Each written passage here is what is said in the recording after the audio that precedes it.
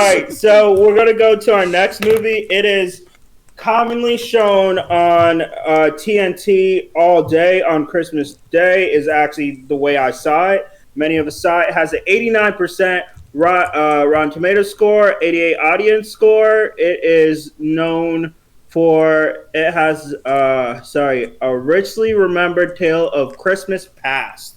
It was voted on with 24 points.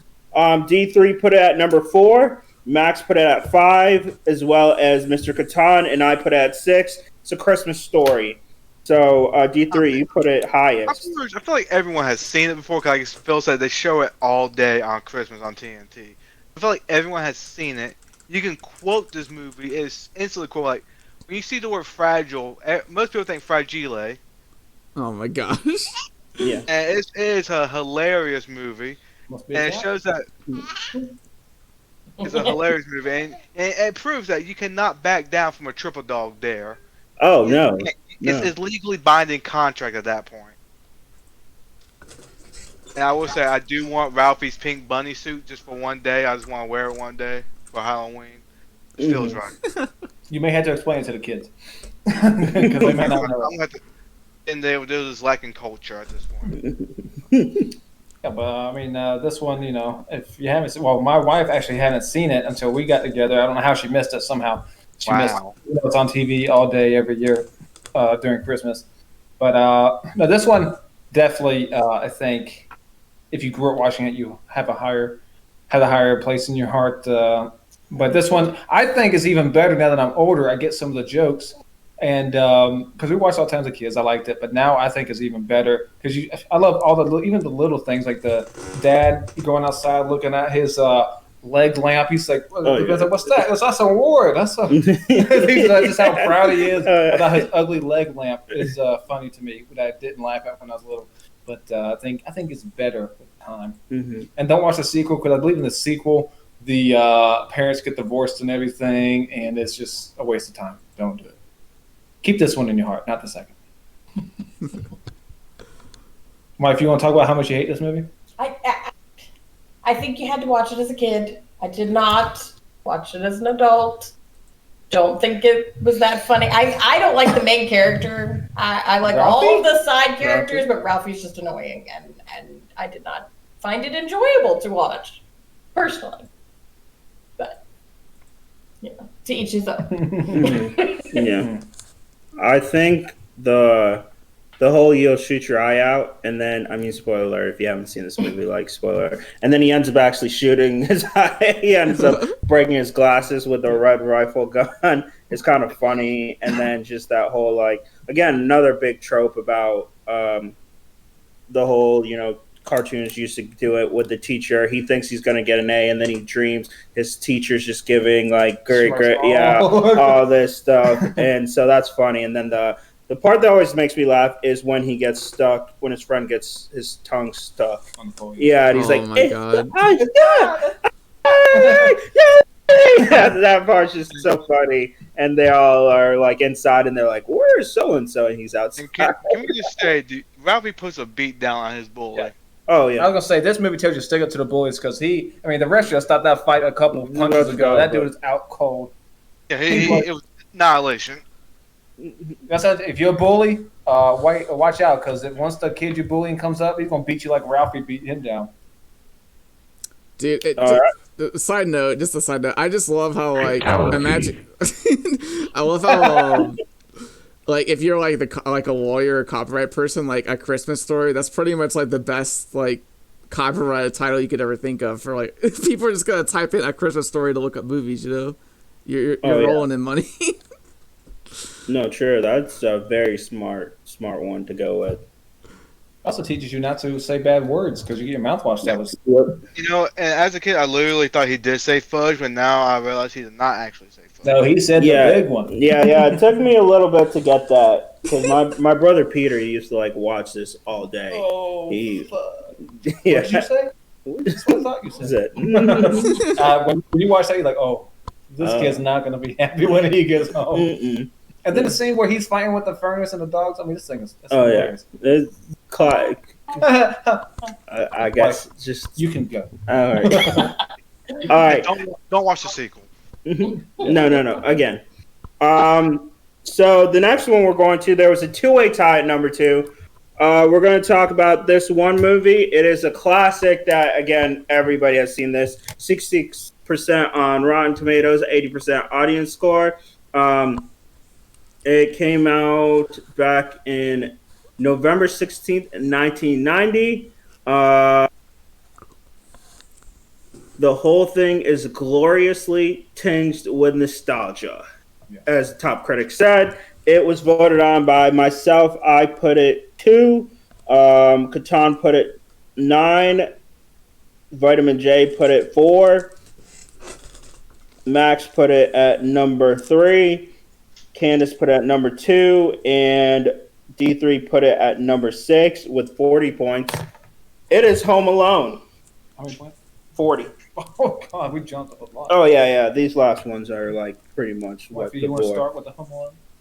I'm gonna start with the Home Alone. Well, it's classic. The first Christmas movie that I want to watch during the Christmas season is Home Alone. I watch it every single year.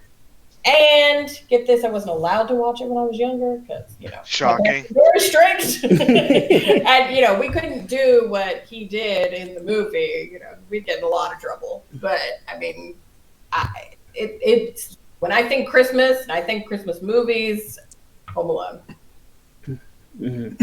Yeah, Home Alone has many iconic scenes and songs in it too. But they did a great job. I'm assuming now we're not going to talk about the second one. Maybe that'll be honorable mention. But the first 2 Home Alones, in my opinion, are the only 2 Home Alones that exist. The other ones are just some fan fiction. I don't care. Please stop making Home Alone movies. That's all I'll say. Please stop making more Home Alone movies. Stop. You're not going to recreate the magic of the first one or the second one. I'll let Philip go ahead and well, not right now. We're going to go into a little more, but he'll rip apart the newest one if anyone's had the misfortune of seeing that. But Home Alone with Marv and Joe Pesci playing the bad guys. I mean, you're talking about the chemistry between those two is just phenomenal. They couldn't have done a better job with the casting of those guys. And then I would say Macaulay Culkin, I think, is the best kid actor of all time. I don't think you could pick another kid to play Kevin McAllister, and it would have made, if anybody else played him but Macaulay Culkin, this movie would have been downgraded. Those two bad guys remind me of they gave me the vibes of the 2 bad guys from Power Rangers. I forget the bullies or whatever. That's what it reminds me of. Skull and whoever. Yeah, I know what you're talking about. Yeah, sorry, keep going though. But I just love the inventive traps that he puts them in. Not in real life, it wouldn't have ended so well for Marv. He would have killed them like several times. But I mean, everything's good. Like you get the score from was it John Williams? I think it is. Oh, is it? Damn. I think so. You may want to double check me on that because I got some stuff wrong earlier, but I think it's John Williams. You're correct. The thing about it is just I don't know, man. I mean, it is the Christmas movie, and it was the 3rd highest grossing movie that year, I think. And they weren't expecting it to be. They didn't think it was going to make any money. Yeah, I think one for me where it hit is that you go to just.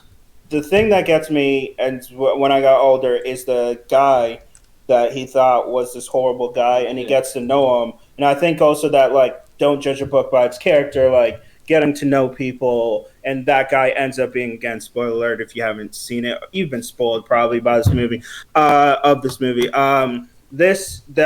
up being the one who saves them, just kind of that whole don't judge a book by its cover, kind of like a cool message along with the fact, as a kid, it was the fact, oh my gosh, if I could be home alone for a weekend, all these things I'd want to do, eat a bunch of candy, he does all that stuff.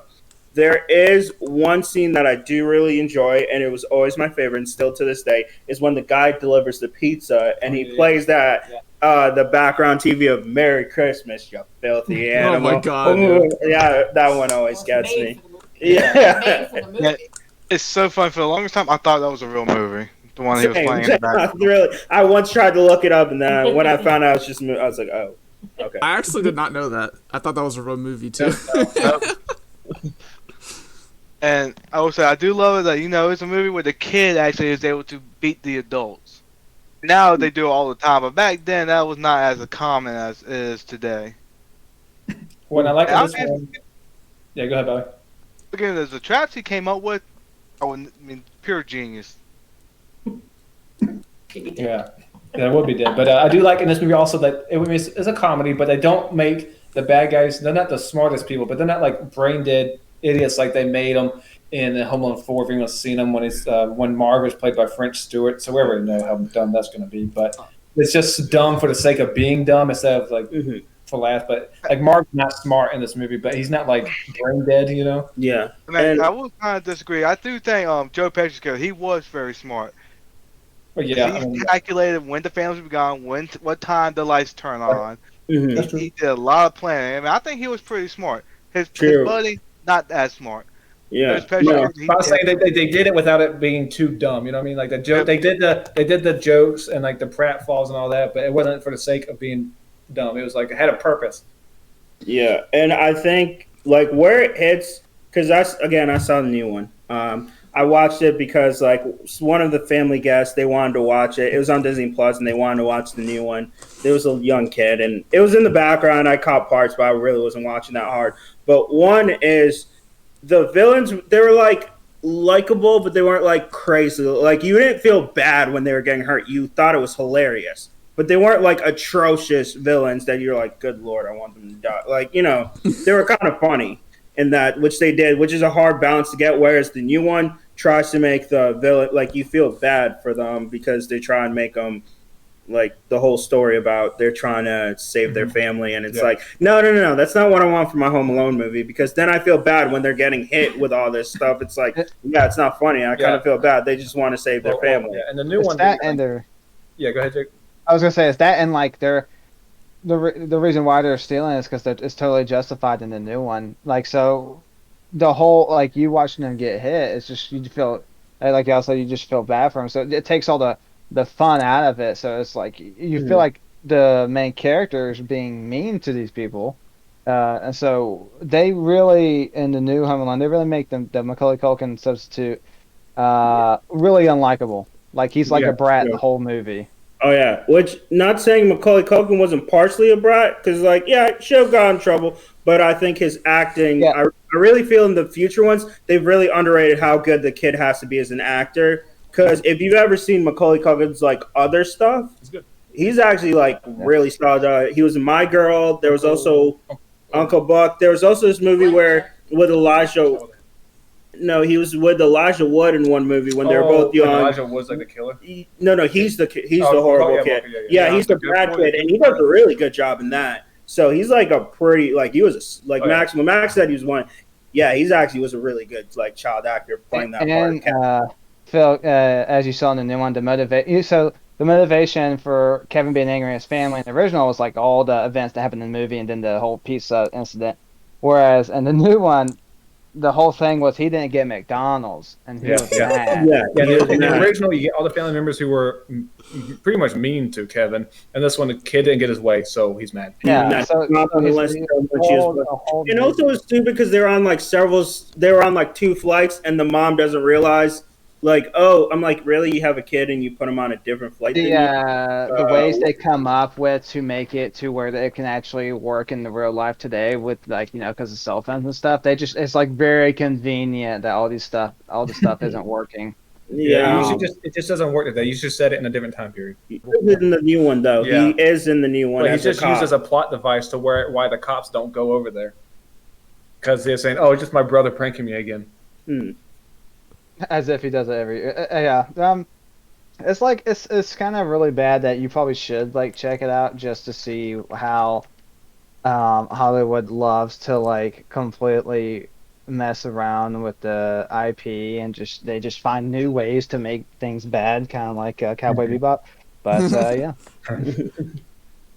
All right, let's go to the next one. This also got 40 points. Mr. Catan over there put it 10th. Vitamin J put it 6th. D3 put it 10th. Laura put it 8th. Myself, Max, and Candace all put it number 1, which shows some of you all are just idiots and how low you put it. 65% audience score, 72 Rotten Tomatoes score. It came out in 1994.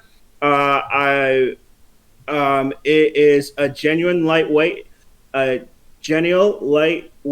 entertainment. It is the Santa Claus.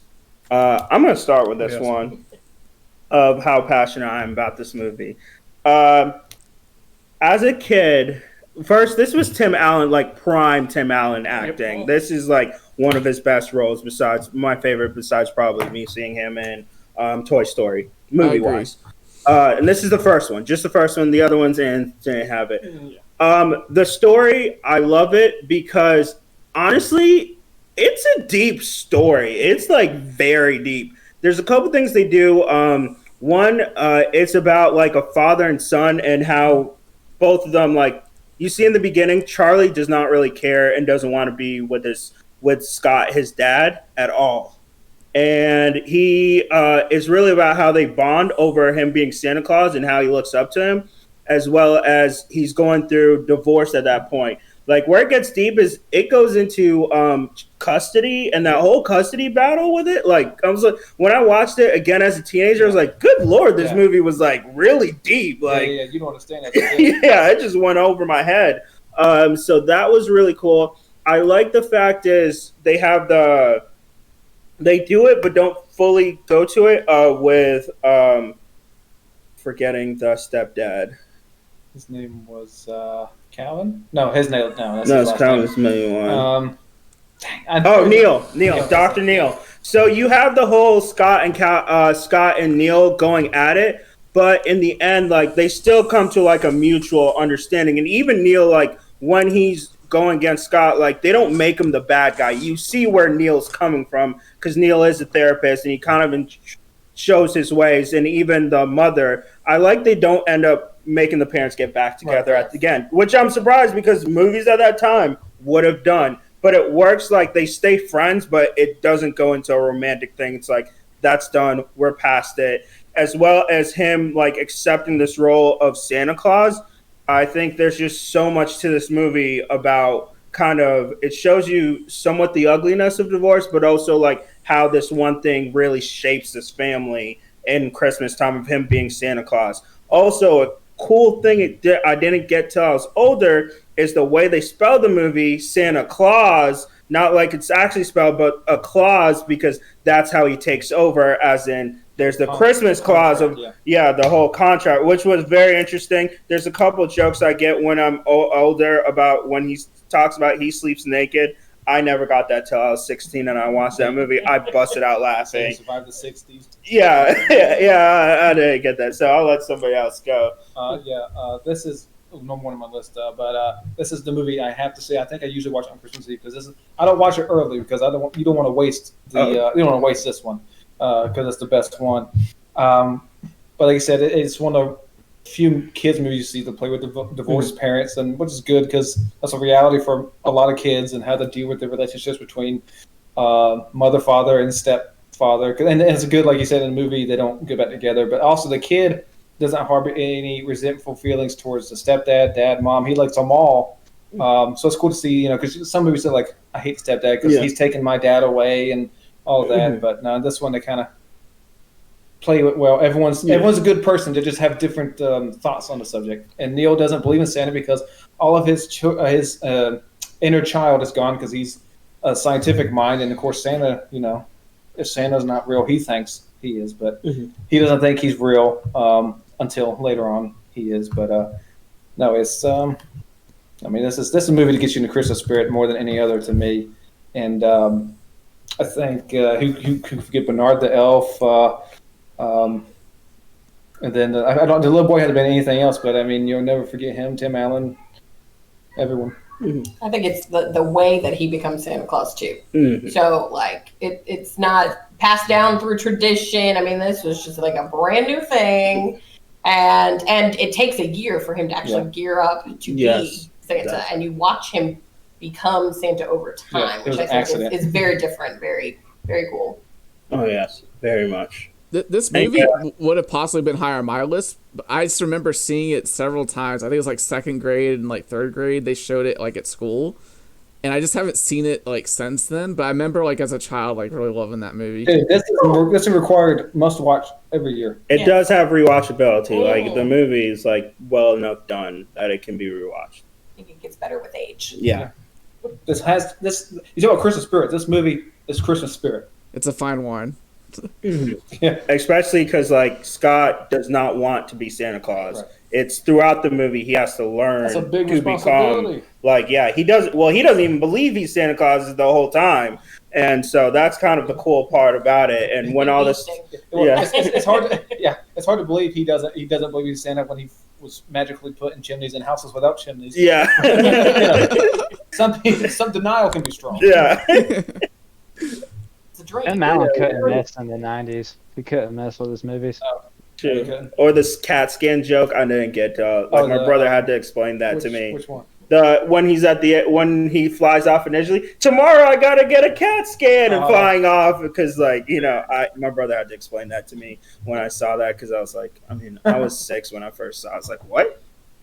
What's a cat? I thought literally it was a cat like scanning his body. I was like, I don't get this. It was woo.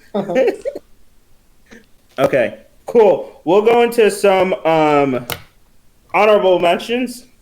Another one that we just hit, we'll hit Home Alone 2. It's voted on by 3 of us, all 3 of the people here.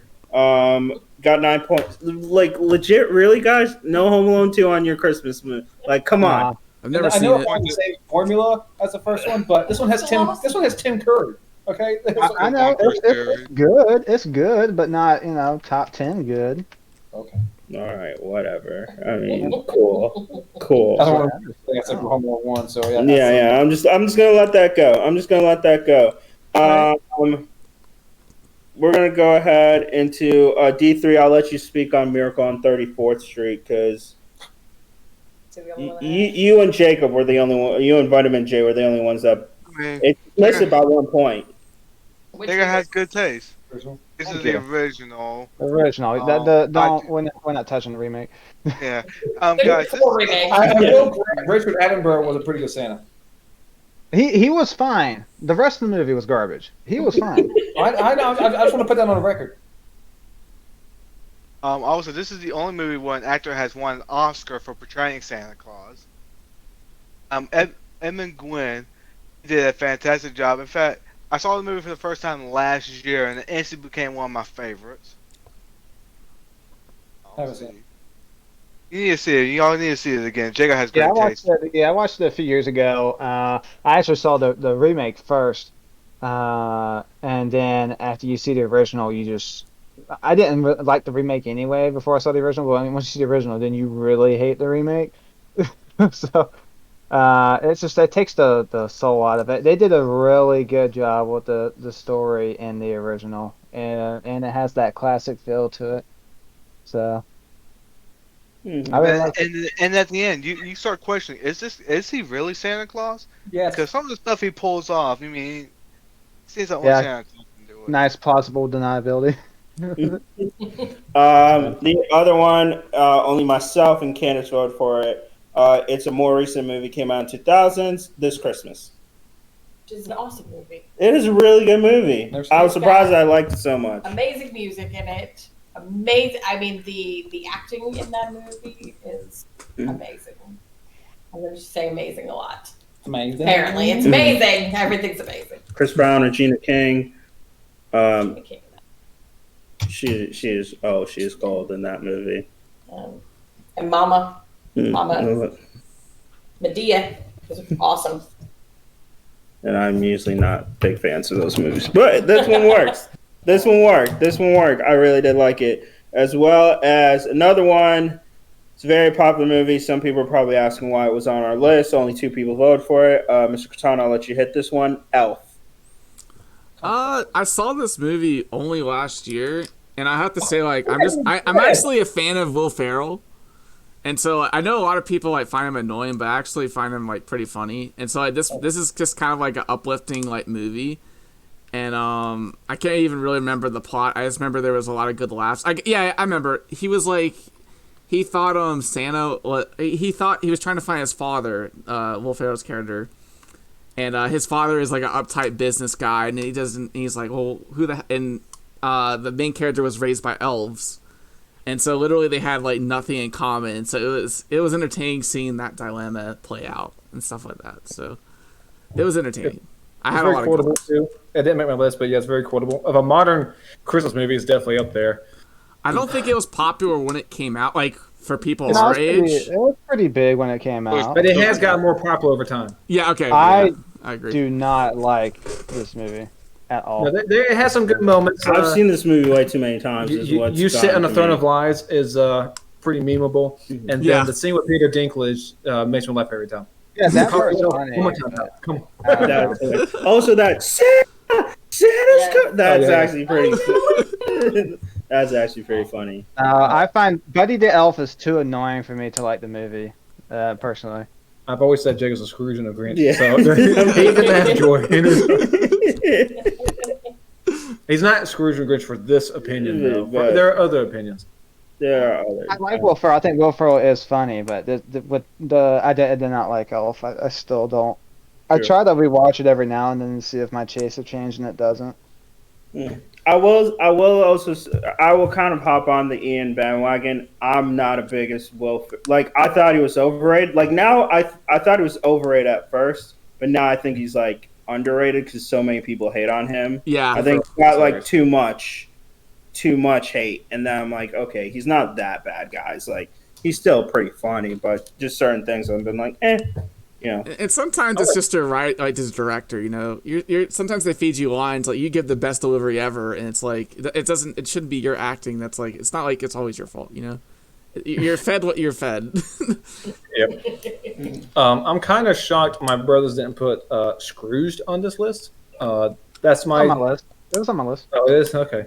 Yes, okay. you we just didn't and make enough points. Yeah, you two got 10 points. So 1 point. Because this is one of the most creative adaptations. It's definitely not a typical rendition of A Christmas Carol. It does follow the same tropes of the three ghosts and everything, but it does everything in a non-traditional way. So I think it's very fun. You get Bill Murray to play Scrooge, and he plays an atypical Scrooge as well. He's still a jerk and everything, but he's still not the grumpy old miser that you see in the other adaptations. He's grumpy and he's mean, but it plays it a lot different. Plays like Bill Murray, but of course, but I don't know. I watch that one every year. It's just a fun one, especially if you get tired of the same old Christmas Carol. You get to pop that one in, and it's kind of different. So, have you seen that one? No, I've seen like the first 15 minutes, and then I had to go somewhere. Dude, it's good. I've never seen it. I love Bill Murray too as an actor, so I probably should. Yeah, Cat Goldway in it. If you like his voice, you know what I'm talking about, the guy from Hercules. Mm-hmm. He's one of the minions of Hades.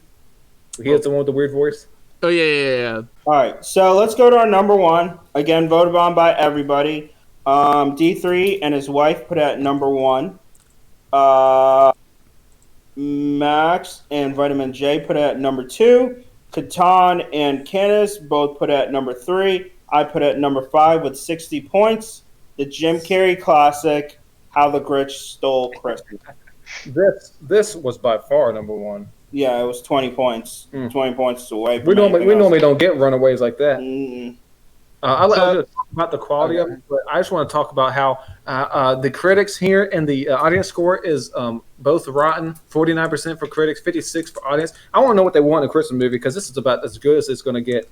I have a second on my list. Is Jim Carrey at his best? I just don't understand. I mean, for a Christmas movie, what do you want? What do you want? So this movie is this movie was not looked well upon when it first came out, but I will say within the past few years, there's been a lot of people who have had more of appreciation for it because it has been, a lot of people talk nowadays about how this movie is actually good. So, it's just a movie. It took a while to grow on people, but now that it's 20 years old, some people, it's up there with the classics in my opinion. You got anything you want to add there, Candace? You rated it highly. I did.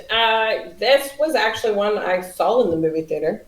So, and for my family, Jim Carrey is our absolute favorite comedian. So, this was big. Like the whole family went and saw it, and it's still like number one in the in our household. So, yeah. Mhm. It also has one of my favorite songs, which didn't end up in the song one, but "Where Are You Christmas" is amazing song. Yeah, especially by the little girl. I will give it because I was surprised that when they made a feature to make a full length movie off of a Christmas special, like the stuff they added was pretty good. Like I was very shocked on that part. Also, a good cast. I was gonna say Christine Baranski, Jeffrey Tambor, Bill Irwin, Molly Shannon. Forgot Clint Howard was in it. Like they got a good cast for this. Yeah, A-team cast. It's insanely quotable. Yeah, Ron Howard directed. No Ron Howard. Yeah, very well done. I'm pretty sure I've said this before, but the way Jim Carrey can fold his face, like I don't know how he does it. Like the way his muscles are on his face, he can really portray that Grinch face.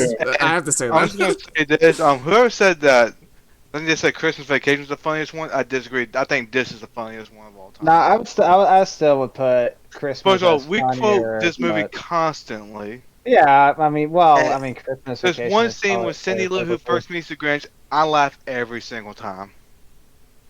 Mm-hmm. I'm like near the floor laughing. I am dying every single time.